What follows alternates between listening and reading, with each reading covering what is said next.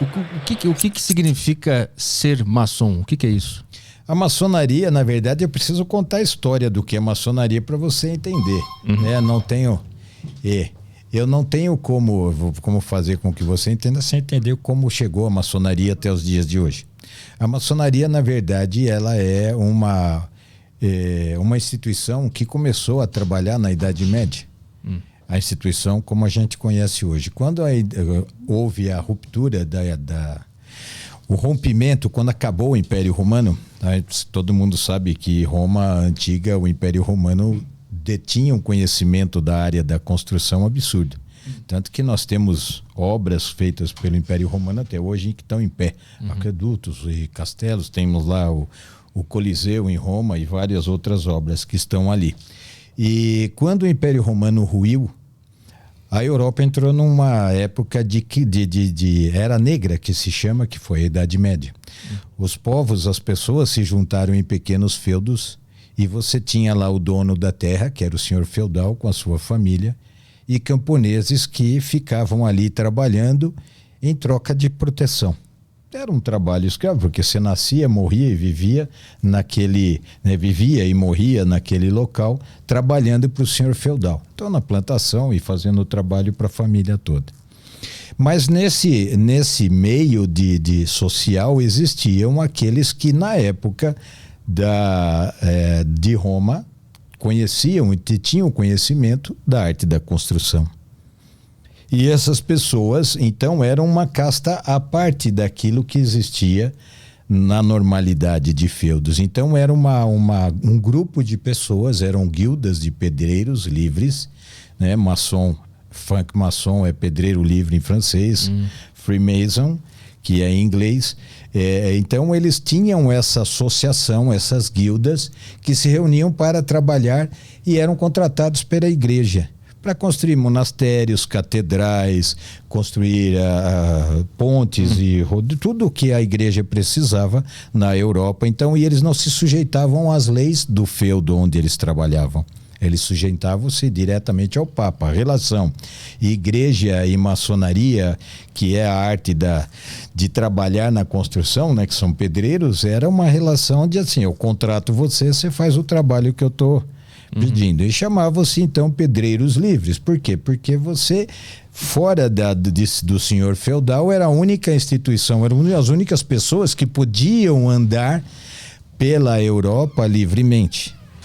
Na verdade, o trabalho era um trabalho praticamente escravo, porque tinha algumas construções que levavam aí 80, 90 anos para que ela fosse realizada, finalizada. Então você tinha 2, 3 gerações de pessoas que ficavam trabalhando. Então eles eram os únicos que tinham o conhecimento de como construir coisas. E aí esse segredo, para que eles tivessem essa liberdade que os outros não tinham, eles mantinham um segredo. Então é assim, eu sei trabalhar, se todo mundo soubesse fazer alguma coisa na área da construção, eles perderiam essa liberdade.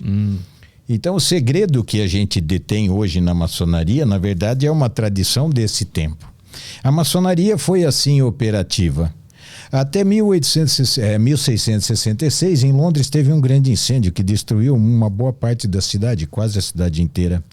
Então, muitas dessas guildas, né, desses grupos de pedreiros se dirigiram para a Inglaterra, para Londres, para reconstruir a cidade. E aí, nesse momento, já começou a haver um declínio da arte da construção e também começou a haver uma mudança cultural na civilização na Europa, que começaram a ter os grandes pensadores, os iluministas, que começavam a pensar e a questionar várias coisas. Então saiu daquela era, né, o que foi o Renascimento. E essas pessoas elas tinham guarida e começaram a entrar na maçonaria. A maçonaria até 1717, por volta no começo do século XVIII, ela era operativa, o que a gente chamava de maçonaria operativa. Então eles trabalhavam realmente na arte da construção. Tem uma ata da loja mais antiga que se tem conhecimento, que é na Irlanda, onde tem a ata escrito lá que havia uma punição para um dos chefes dos pedreiros, que ele tinha tratado mal a pessoa que estava limpando a chaminé.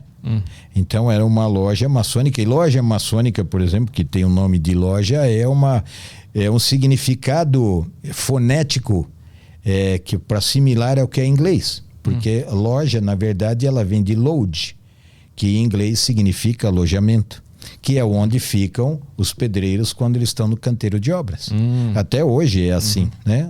Quando você tem o canteiro de obra, você tem o alojamento onde ficam os pedreiros. Então, lodge.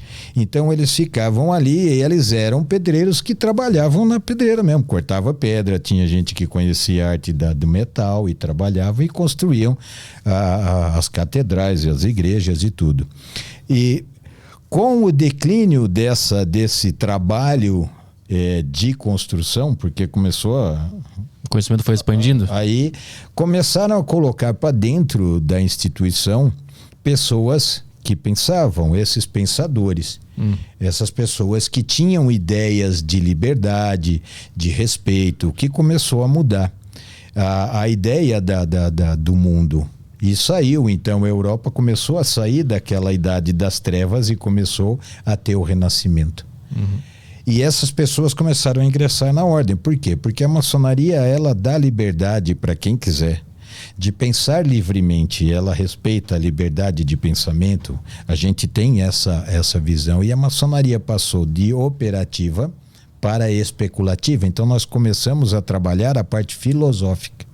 Então a pedra, quando nós nos transformamos em maçonaria especulativa, nós fizemos com que cada uma das pessoas se tornasse uma pedra para a construção de um edifício social ideal. Então mudou a parte filosófica, então de pedra que faz a construção, o ser humano passou a ser uma pedra, filosoficamente falando, para ser um construtor de um edifício social ideal. E o que nós trabalhamos dentro da maçonaria, nas nossas sessões?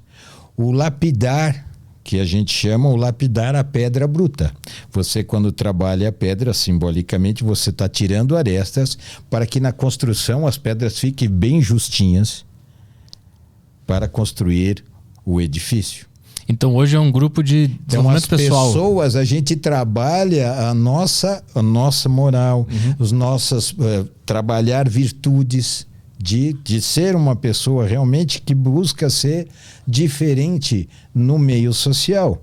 O que afasta as pessoas? O que seriam as arestas que na teoria, filosoficamente, afastam as pessoas? Os comportamentos inadequados, como a ira, como a cobiça, como a inveja, como todos esses comportamentos, né, que nos afastam uns dos outros, são trabalhados dentro da maçonaria para que a gente possa vencer essas paixões e nos tornarmos pessoas diferentes, para que haja uma aproximação realmente das pessoas. Porque se eu tenho um comportamento inadequado com você, se eu te trato com grosseria, se eu lhe trato com desrespeito, nós não vamos nos aproximar. Ao contrário, um afasta o outro. E a gente não vai conseguir ser uma pedra para uma construção de um edifício ideal. Então, o aproximar as pessoas está em trabalhar um comportamento diferenciado com gentileza, com respeito, dando a dignidade. Nós sabemos, nós não somos pessoas, ninguém é melhor do que ninguém, independentemente do que você faz na sua vida. Você não trata menos um mecânico, um lixeiro, porque você é um doutor. Isso não faz a menor diferença, porque somos todos criaturas iguais.